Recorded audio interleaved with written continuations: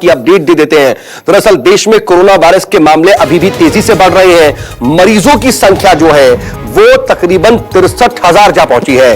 कुल मरीजों की संख्या 62,939 हो गई है और अब तक 2,109 लोगों की मौत हुई है।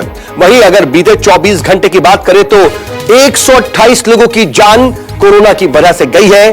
कोरोना से अब तक 19,358 मरीज, हालांकि इन सब के बीच ऐसे भी हैं जो ठीक हुए हैं, यानी कि जो कोरोना के संक्रमण के एक्टिव केसेस हैं वो 41,472 इस वक्त भी है।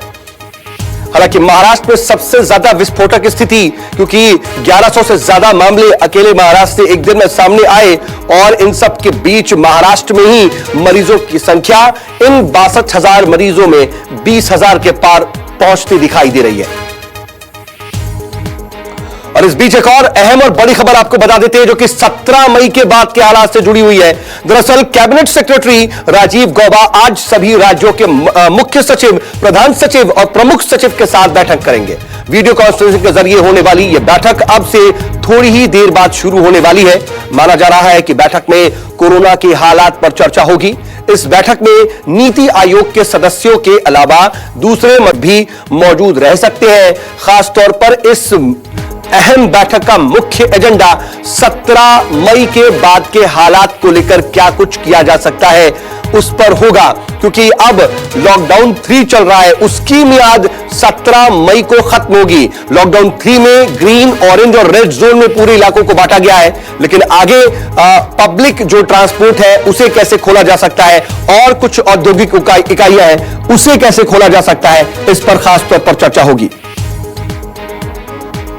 और कुंदन सिंह मेरे सहयोगी न्यूज रूम से मेरे साथ इस वक्त लाइव जुड़ रहे हैं। कुंदन, किस तरह से हम देखें, क्योंकि अभी तक तो ग्रीन, ऑरेंज और रेड जोन में बांट करके रियायतें दी गई हैं अलग अलग। अगर हम ग्रीन जोन में देखें तो तकरीबन सामान्य स्थिति नजर आती है, लेकिन फिर भी वहां पर पब्लिक ट्रांसपोर्ट नहीं चल रहा है आमतौर पर, या फिर दिल्ली में अगर हम बात कर ले मेट्रो नहीं चल रही है।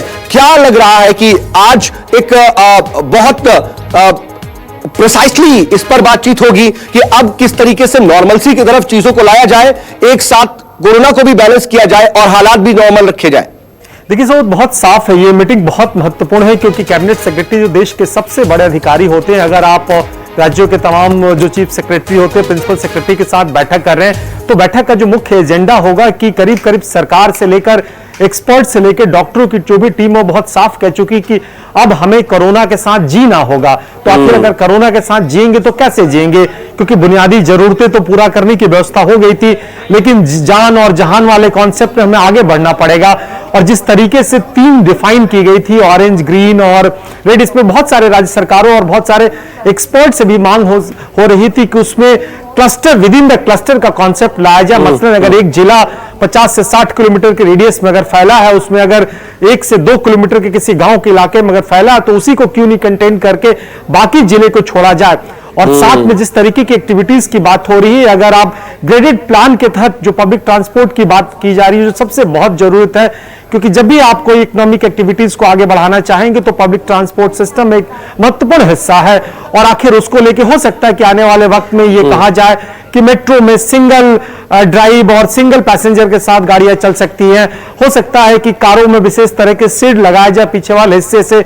हो सकता है कि ड्राइवर के लिए कुछ यूनिफॉर्म, कुछ प्रोटोकॉल दिया जाए जिससे थोड़ा सा ईज आउट किया जा सके। अगर क्योंकि फैक्ट्री चल रही है तो मजदूर आएंगे कैसे, जाएंगे कैसे, ऑफिसेस लोग आएंगे कैसे, अगर कोई फैक्ट्री चल रही है तो कच्चा माल कैसे आएगा, कच्चा माल बनने के बाद फाइनल प्रोडक्शन दुकानों पे कैसे जाएगा। तो कुल मिला के एक स्ट्रेटेजी तय की जाएगी।